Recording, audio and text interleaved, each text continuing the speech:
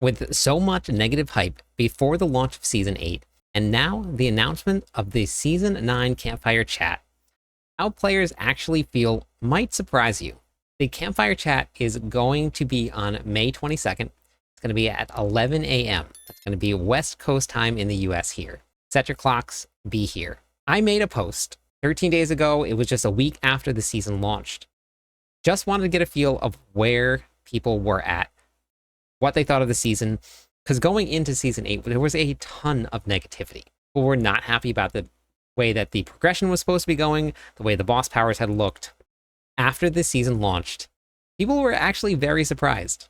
We had almost 800 votes. A overwhelming majority of people that played really loved the game, loved the changes, loved the feel of the new season. Myself included, I was very surprised. Coming from the PTR and going into the live servers, this was a huge change. They did a really great job with how it felt. We're going to go over all of the feedback that I have for Season 8 up to this point as we go into the new Campfire Chat for what's going to be happening with Season 9, which I'm very excited for also. Season 8 feedback here. First of all, number 0. We're going to start with probably hands down the most important part of this feedback for everybody is I want a no seasonal quest where I need to upgrade my potions. And if you want to know why, click that green link in the document right here. The document will be in the description of this video.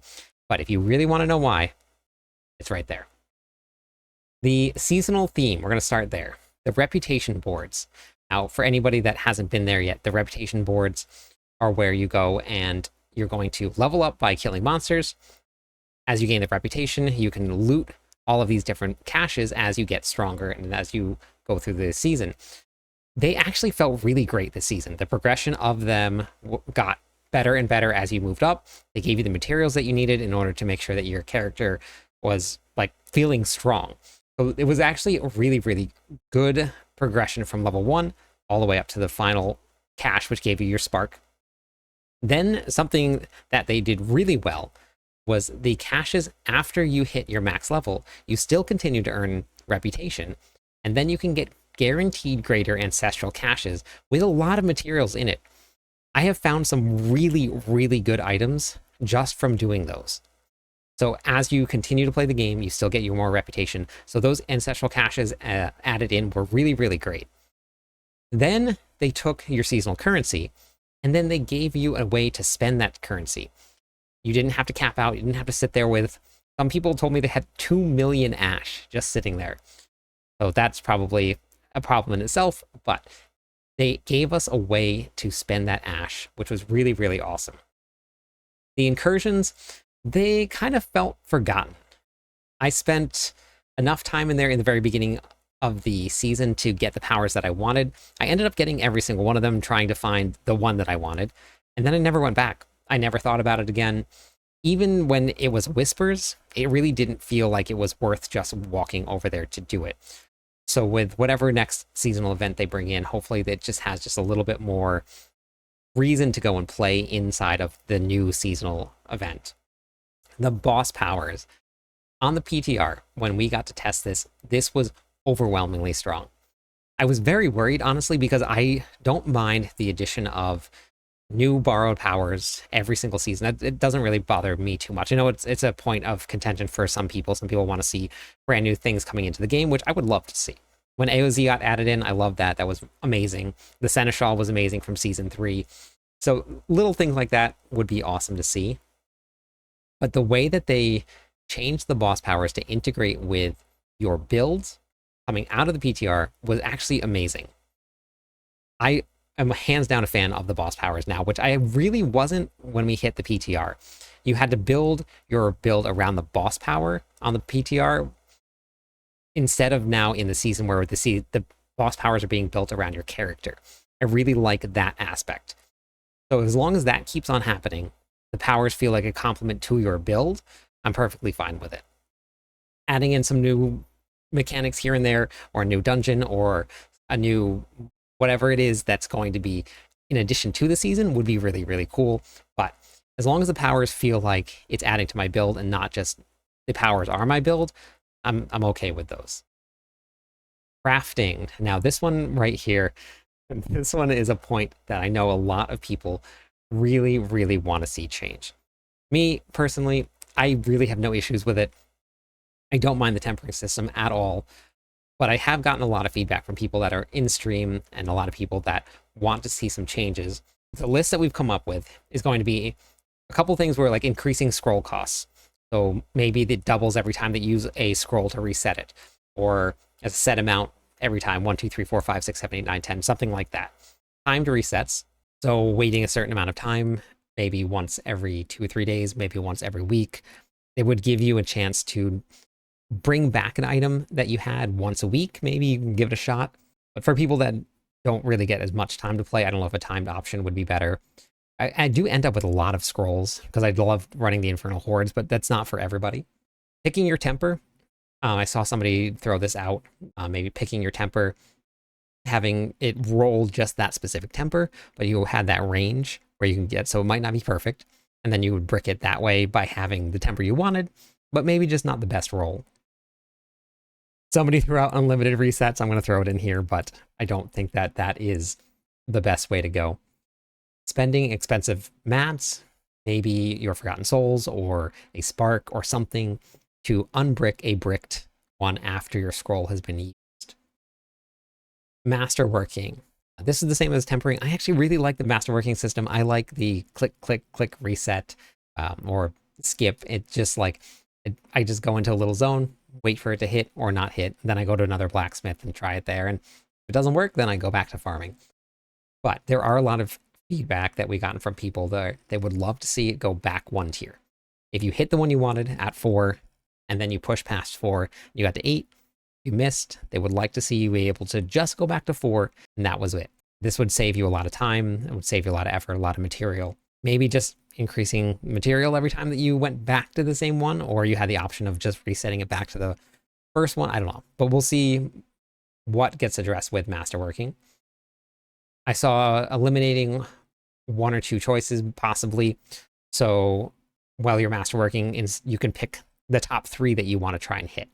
If you pick your top 3, and if you go through there and you hit one of the 3, that gives you a 33% chance to hit a triple instead of a 1/5 of a chance with a full legendary piece of gear. And then finally, the eliminating clicks in between. So now it's 4, and then 8, and then 12. You have to click every single time. One of the things that we got for feedback, somebody wanted to see just, okay, let me hit my, which would now be 1 instead of 4, my 25% increase, and you automatically get the 5% all the way through. And then you go to your second tier, and then you go to your third tier, 1 click for each one. If you don't hit it, you reset. It's just 1 click instead of having to do 12 clicks every single time. Mythic Crafting. With the drop rates of legendary runes, it can basically be impossible to craft at all. With 3 weeks in, I've been able to craft 1 mythic, and it was not one that I needed for my build. So the legendary runes definitely need a change, because if the mythics are going to drop, you should be able to craft a mythic at about the same rate that you get your runes to drop. So whatever the mythics are dropping, if they're dropping once every, let's say, 100 boss runs, then once every 100 boss runs, you should have enough runes in order to craft a mythic. You can either do that by increasing the drop rates to match mythic drops. You can decrease the legendary rune cost to craft mythics, make rune crafting more deterministic. So instead of having your runes craft as many different random rolls, you shrink that group down. You craft these 3 runes to get a chance to make these 3 runes. So just make it a little bit smaller to kind of upgrade your runes as you go. Or give us a place to go target farm some legendary runes. Gregoire will drop an Ahu rune or something like that. Gem crafting. After 3 weeks right now, and I love running the Infernal Hordes, I hop on with people every night, and the Infernal Hordes comes up pretty much every night as what everybody wants to go do. We do the Infernal Hordes, it's a great place to get gem fragments. I'm still missing 4 royal gems. That's just for 1 class. Now, if I'm running multiple classes and they all need the same gems, that means I'm removing them all, putting them all back in. So the gem drop rate for fragments definitely seems a little bit low. We're going to get into now some Masterworking Materials that we've been talking about a little bit. Veil Crystals. At the very beginning of the season, this definitely felt like a bottleneck for me right away. This changed as new bottlenecks came up, basically. Once the Forgotten Souls became an issue, that I started stacking up more Veiled Crystals because of the way that I had to go farm for Forgotten Souls. So that my Veiled Crystals were not an issue anymore. It was just the Forgotten Souls. It's very limited the amount that you can drop from basically anywhere other than the caches, which the Whisper caches and the seasonal caches are great, but they're also not a way to go farm. The bosses drop 8, the Undercity drops 8, and the Undercity sometimes can take people, depending on their build, 3-4 minutes. Fast builds is much faster than that, but a slow build or a build that's just coming online, you're going to get 8 Forgotten Souls in 4 minutes. That doesn't really help when it costs 95 just to go to 12. That doesn't include any resetting or anything at all. So that's just to go straight to level 12 with your Masterworking.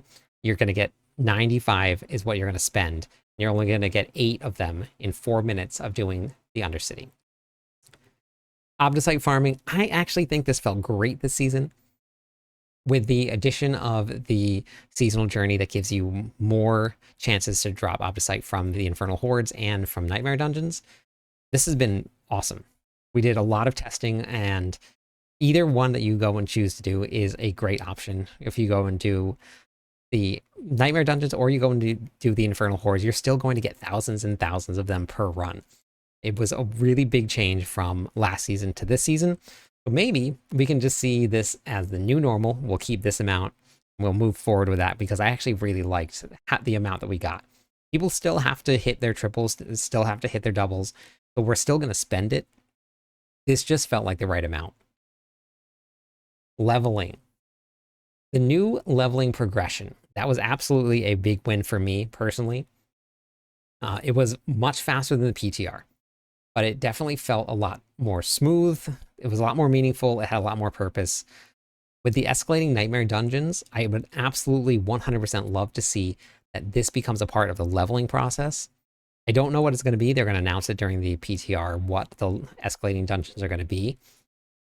But going back to when Nightmare Dungeons went up to level 100, I loved, during the leveling process, putting a build together as I'm leveling and seeing how high I could push those Nightmare Dungeons with a leveling build. And it actually made it so that I spent a lot more time leveling because I wanted to try out these builds and see if it would work and see how much I could push this character, just for the fun of it. So I think that seeing a change like that would actually be pretty cool. So we'll see what they do with the Nightmare Dungeons that are going to be coming on to the PTR. This is probably a week, 2 weeks from now. I'm pretty excited. Legions. I didn't do a single Legion this season whatsoever. So I'm hoping that we can get a little bit more purpose into them. Maybe something that's going to be more beneficial during the leveling process. Maybe the ability to teleport to them. More of them around the map would be nice. If they're everywhere, then maybe there's going to be a reason why you're running by. You just go stop over there and do a Legion event as you're going through. The Legion events would be really, really nice to see. This is something that was taken away, and we don't necessarily need to bring it back. But Capstone Dungeons, I would love to see something like that again during the leveling process. It made it feel like you had so much purpose because you were pushing your character as you're leveling towards that goal. That was your first goal. And it was a big one. When you finally cleared that first Capstone Dungeon, you're like, I did it. I was ready. I can now move on. Then you get to your second one and you clear that. It's another really big achievement in that leveling process. And it felt really good. The fights were interesting. You had to be strong enough to do them. If you wanted to do them at low levels, you had to strategize of how you were going to do it. So I think Capstone Dungeon in some sort of way would be really, really cool. For the endgame. Now, I know that everybody out there, there's a lot of people that say that there is no endgame. There is endgame. There's actually a lot of endgame, and a lot more than a lot of the ARPGs that are out there. The reason that people say that there is no endgame is because the endgame is pretty linear. You create a build that can clear Torment 4, and you have now completed all of the endgame that is out there. There is a lot to do. There's just not a lot of scaling. The pits is really the only place that you can scale right now. That's going to be changing probably with the Nightmare Dungeons. I don't know. We're going to find out soon. but it feels like they're pushing towards making sure that there is vertical progression and not just linear progression. So we'll see in the future how that comes up, with more coming from the roadmap that we haven't got to see yet. But there is Endgame. It's out there. We have a whole bunch of stuff listed right here. Multiple events that you can go and do. It's just once we start to feel that progression, I think that it'll change the way that everybody feels about it. Now, keep in mind, there are a lot of people, and I mean a lot, and I don't mean like a lot, I mean a lot of people out there that will never get to test any of this stuff on Torment 4. If you're watching this video, you are probably in that very small percentage of people that can push to Torment 4, Torment 3, Torment 2, whichever one you're going to cap out on. And you're going to feel like there is no end game because you know what a build guide is, or you know what the meta is, or you know how to build a character. The majority of people out there will barely make it into Torment 1 and will barely be able to kill a Torment boss. So taking all of that into consideration, this game is actually very difficult. You're just watching this video, that means that you're great and you've on the right steps. You've taken the right steps to get your character to clear all of the end game content that isn't out there. So just remember that as we're thinking about what is and what isn't end game. There needs to be a good balance, but it is a tough balance to do. Nightmare Dungeons, I'm very excited. We're going to be seeing exactly what this is. So hopefully this is going to be some great changes. I don't know what's going to come with it. I'm assuming it's probably already out there. But right now, at this point, I'm hoping that we can get some glyph leveling back into the Nightmare Dungeons, as well as the pits, so you can do it side by side. And maybe, let's say the Nightmare Dungeons cap out at level 46 in your glyphs. Great alternative. You can go farm some Obducite, level up your glyphs to level 46. You're now gaining Masterworking Material. You get your glyphs to level 46, you masterwork your gear, you'll go head to the pits. Now you can push your glyphs higher because you've gotten the masterworking material you need. You prepared for the pits, and then you can start leveling up your glyphs even higher. Just something that I would love to see. I don't know if it's ever going to happen, but I just wanted to throw that out there. The Infernal Hordes, we're not going to even touch on that because that's going to be addressed coming up. And then we'll probably speculate a little bit more as we get into next season. The new Lair Boss system. Now, this season, Belial is absolutely great farm for literally all the stuff that you could possibly need. Material, Veil Crystals, Forgotten Souls, Ancestral Uniques. Unfortunately, the amount of mats that has flooded the market due to probably duping is not great. So hopefully there's a fix to that.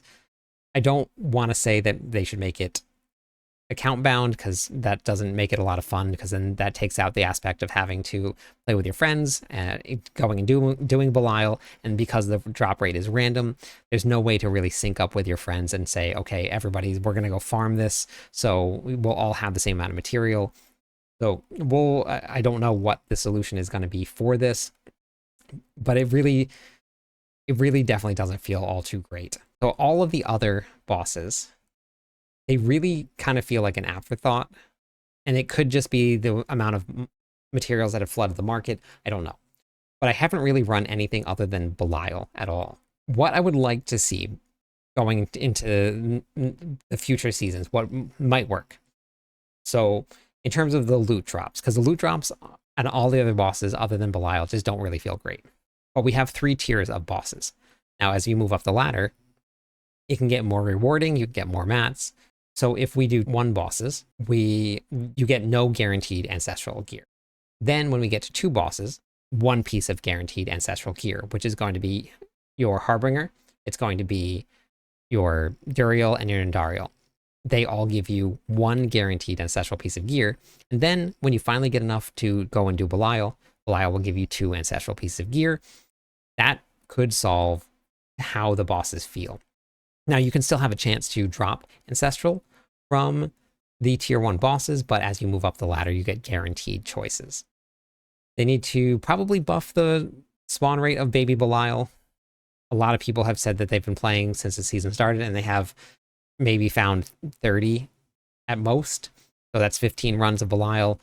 Some people have said that they've ran 400 runs and gotten like 3 mythics. So that's not even close to enough for the way that's going to go. Loot sharing, that is definitely tough because of the drop rates. You have to constantly trade with people and give them the mats if they want to do it. So I don't really know if that's the best choice. But I do understand why they made the choice to make the mats the way that they did, which was a lot of feedback from the community that there were people joining rotations for bosses. They would not put their mats in. They would just wait until the end, and then they would leave the party. So that was some of the feedback that they were getting. So they responded to that with this system here. So the no mats to some of the bosses was actually a huge win. It allowed me to test my builds as I leveled up to see if I was strong enough. There is no key needed to get the whisper done. You can hop into the dungeon if it's a whisper, kill the boss, that's it. You get the whisper, you move on. I really, really like that because I like bouncing around and getting the whisper caches and go. So this was a really, really big one. The invulnerable phases inside of the bosses is definitely a talking point. Some people don't mind, some people hate it. Something that, just an idea to throw out there. Instead of stopping the fight at a certain amount of HP, if you're strong enough to one-shot the boss, allow a one-shot. But then, much like Lilith does in phase 1 to phase 2, have that boss, whatever it was, come back to life. Come back as a zombie. Come back with like blood dripping from them, missing an arm or something like that, where it shows that you just like annihilated this boss. It comes back to life and then you can kill it again. But it doesn't feel like you're just like did all this damage to it and then its life comes back up. And then you did all this damage and then the life comes back up. So just some thoughts on the bosses. The Undercity, just spice it up a little bit. Maybe when you run inside one of the brazier zones, it activates automatically, so you don't have to really stop and click on it. The bargains definitely need a rework. You can spend 50 million gold on one of the bargains, and you get a regular legendary gear that isn't even greater affix. So that definitely, I would like to see some reworks. Maybe something like once the bargain is paid for, you can hunt for a greater affix monster. Gives you an incentive to go around and kill things. When you kill that monster, whatever that bargain that you paid for becomes a guaranteed greater ancestral piece of gear. More options for just getting ancestral pieces of gear also. Maybe spend something that's going to be a little bit more valuable to get that guaranteed.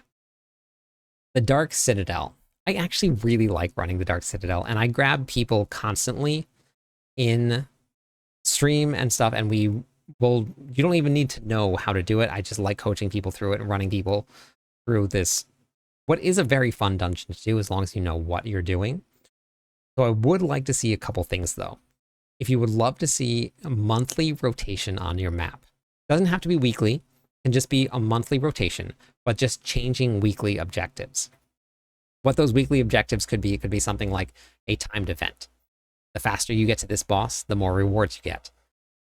Or it could be like a highest kill. If you kill a certain number of monsters in a certain amount of time, you get more rewards, something like that.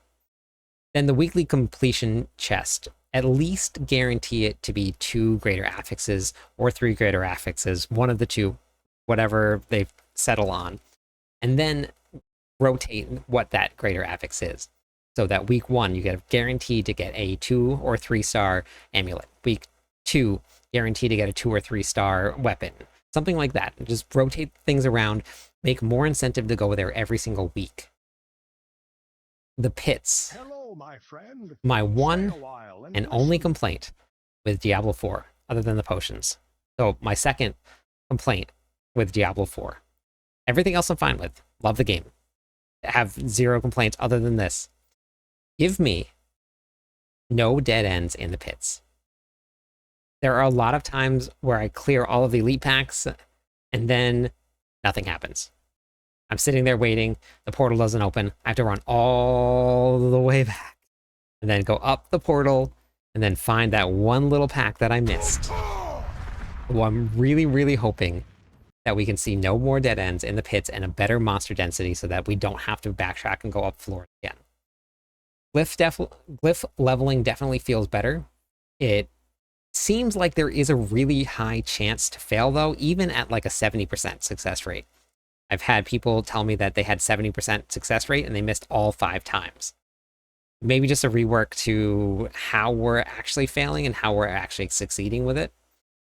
The highest pit just became a damage sponge, which for me, I don't really mind. I actually really like the pits. I think it's super fun. I just don't know what other ways you could make those fights be more challenging with the amount of damage that the builds are doing.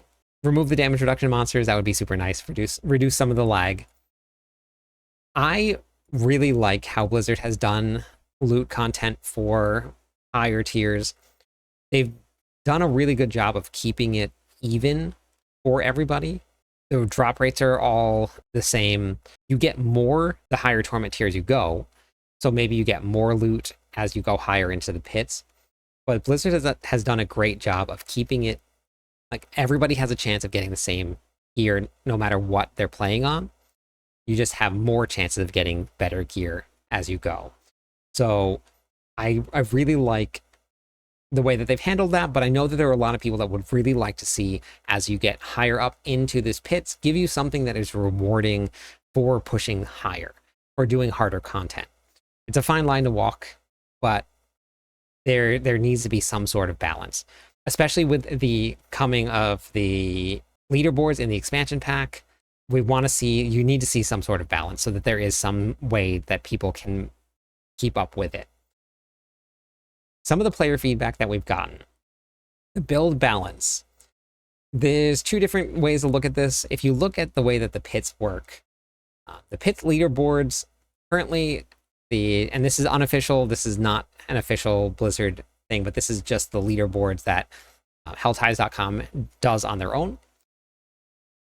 The Sorks are currently sitting a whole 8 levels above all the other classes. Now you hear 8, you're like, okay, well, that's a small number. It is a huge number. The amount of damage that you need to do for a boss in 113 versus 121 is massive. So there is a huge discrepancy here. This one is not so bad. 107 to 111 is actually really not bad. So these top tier builds really are relatively balanced, other than the Sork. Now, are they all running on things like broken mechanics or snapshotting or maybe something that's just overtuned? Yes. And when you go through the list, is there any build diversity? Not much. A couple classes have a little variation in what they're doing, but most of them are built around the same thing. So in terms of your top level builds and your outlier builds, the build balance is not really there. There's not much out there. But when you talk about Torment 4 builds, the Torment 4 builds are actually pretty diverse. I asked in chat who was running a Torment 4 build and what build they were running. And the list was pretty huge. I was actually very excited to see how many different lists and how many different people were out there running different builds. And some of them were off meta. Most of them were off meta builds that people were they were their favorite builds. They were having a lot of fun with them. They were able to clear Torment 4 content. So in terms of the Torment 4 capabilities, I really think that the build balance is in a really good spot. Reliquaries. This one right here was definitely a point of contention for a lot of people. It came under a lot of, I guess, pressure. So it is going to be addressed here. We had a post here showing that we're going to be talking about the Reliquary system and more. So it's going to be adjusted. So don't worry, it's coming very soon. We'll find out on Thursday, 11 a.m. Make sure you stop by. I'll be live. I'm going to live stream it. So we'll get to all see what they're going to change to the Reliquary system. And there were a lot of people that want to see more cosmetics. They took 500 platinum out of the battle pass. They did make it free, but they want to see at least given back a little bit of that. The collabs here. This one, I was a little worried when I saw the collab coming up for Berserk because people love Berserk.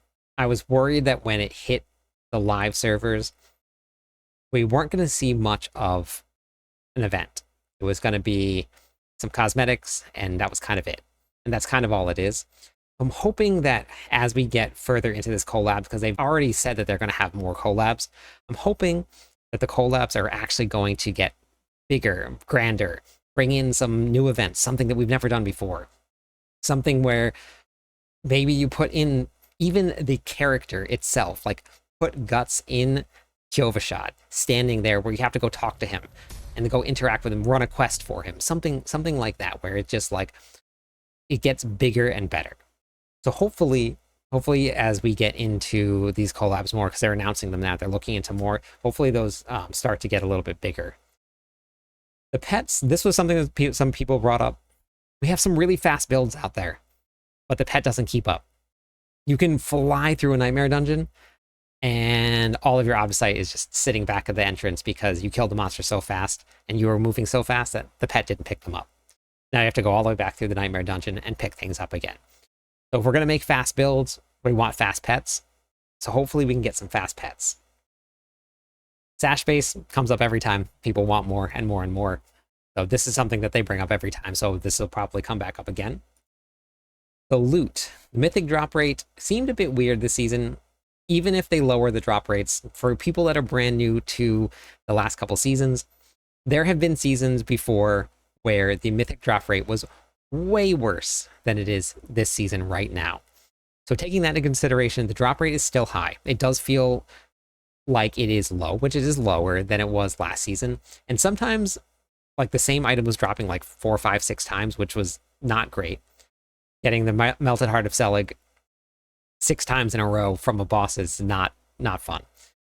So I think there might have been something a little bit weird with the way that the mythics were dropping, but season 1, one mythic was found in the entire world. Season 2, people were doing thousands of runs and getting no mythics. And in season 2, you could find a mythic that didn't have a perfect aspect on it. It could have a range on all the affixes and the aspects. So imagine finding one of those. So they've made a lot of changes to the mythics. There's probably something with the loot this season that's probably going to get addressed and touched on a little bit. Everybody has been asking for a loot filter, something that they can opt into, something that's going to just basically destroy all of the legendary gear that is in Torment 4. So we'll see if that has ever come. The last time that they talked about it, they said they had no plans for it. So I don't know if that's going to end up coming or not. Something that I personally would love to see is probably just removing attack power. Maybe reworking it, but I really think that just taking it out for now, it is really, really misleading, especially to new players. It's a huge question that I get asked a lot is, how do you have so much attack power? Why is my attack power only 100? When really it doesn't matter what your attack power is. You can have 100 attack power, but if you have all the multipliers put together, you're going to do big, big damage. I like to use the Season of the Spiritborn, where the Spiritborn was incredibly broken. The Spiritborn would have anywhere from like 4 to 12,000 attack power, and they would do not millions, not billions, not trillions, but quadrillions of damage. Numbers were through the roof. My Barbarian had 3.5 million attack power, and I was doing billions of damage. So the attack power does not matter. So hopefully that can get removed so that people stop putting on items that only affect their attack power, not their character strength. So something like damage numbers itself, just straight damage, is weighted very, very heavily into attack power, but very few builds actually use it. Barbarian, if you put on something like damage while berserking, that's not going to have as much attack power added into it as straight damage will, but damage while berserking will increase one of your legendary nodes, which is going to give you way more damage because it becomes a multiplier. So hopefully this is something that gets changed, because it is definitely a huge question that everybody asks that is really definitely just a little misleading. Gobolobos. We're going to talk about the goblins. I want to see more of them. They're really cool. The new ones are really great. The drops from them are awesome. During the leveling process, I really didn't see much of it at all. And when I did find one, and I actually found one on the PTR, not in the live server, when I found one on the PTR, it gave me the gold that I needed to get set up on all the way to level 60. Then I found some obols, and the obols gave me the gear I needed to get into the pits. So we did a whole rework on the goblins. So let's see a little bit more of them, because they're really, really cool, and I really, really like them. Someone brought up that the sellers don't really seem to be scaling too much, so I would like to see, I don't think they scale with World Tier 4. And then outside of Whispers, they don't really have much of a purpose, so maybe just a rework, a rehash of the sellers. Clans. Now, I actually now have 2 clans. So if you guys want a clan, there's some room in the clan. It's going to fill up pretty quick. Hop into Discord. The link is at the top of the description of this video. Join Discord, go down to the clan queue channel, put your Battle.net tag in there. We'll get you into the clan, but get there before it fills up. It's been amazing this season. We have had people in literally since day one, all in voice chat. We had probably like 20, 30 people in voice chat today, different groups, all running stuff together. Get yourself in. It's super fun. What I would like to see, the addition to having the show where like the last time someone logged on was amazing. But we have, in order to keep people rotating in whenever somebody goes inactive, we remove them, add somebody else in, and then they're more than welcome to rejoin if they come back and start playing again. The problem is, if they show offline, they get removed. So they could be somebody that's playing every single day, but if they're showing offline, it doesn't register it inside the clan. So maybe if the officers at least can see who is online would be amazing. A clan stash tab would be super cool. Then we could share boss mats among the clans. We could share potions, elixirs, whatever it is. Share gear. Put some permissions on it so that it can be like officer withdraw only or members withdrawal only, or a much better invite system. The invite system, if you have never had to run a clan before, the invite system hurts a little bit. Right now we're running it through Discord. That's how we have to do it because it's the best way to manage it. You can only have 25 pending invites on the in-game clan. And so what we have to do now is we have to add somebody, we have to message somebody, get their Battle.net tag. Then we have to go in game, then we have to add their Battle.net tag. Then they have to accept the friend request. Then we have to invite them from the friend request into the clan. Once we've invited them, then they have to go in and they have to accept the invite to the clan to get into the clan. If they were applying from the clan, they apply to the clan, we have to accept them, then they have to accept the accept in order to get into the clan. So I'm hoping that we can see a little bit of changes to the invite system for the clan. Now, I know this doesn't affect a lot of people out there, but for me personally, it definitely does affect me. So, and my officers would love it. This one came up, which I actually thought was a really cool idea. Clan tags. So for us, it's Kryptonian Legion. You can see it right up here in the corner. The CL is the clan tag. So having a banner on your horse that says CL, and everybody can have their CL on their horse as they run around through the world. And when they come into the world boss and a party of 4 all say CL, that'd just be kind of fun to see, some camaraderie. Customizable rank names would be amazing. This way we can change it, we can add things in. Just some more customization into the clans would be awesome. Somebody wanted to see a clan boss. That would be pretty fun to do. PvP, a little bit more focus on the PvP world. Maybe having some updates to the cosmetics, leaderboards in the expansion pack when that comes out. And then consumables, just a little bit of increased time on the consumables. If 30 minutes with a 15-minute pit, and then travel time back and forth means that no matter what, you have to refresh all of your consumables if you came right down to the wire on that pit run. So you could still have 14 minutes left, but you have to refresh them because if you don't want to stop, if you cleared that pit or you just missed that pit by 15 seconds, you can't stop to refresh all of your consumables. So having that a little bit longer time, or maybe an hour on your incense and stuff, would be super fun. This way you don't have to constantly refresh every single time you come out of one. So that's what I have for the feedback on the public test realm. However, the most important thing that I really want to talk about for this is that I absolutely love Season 8.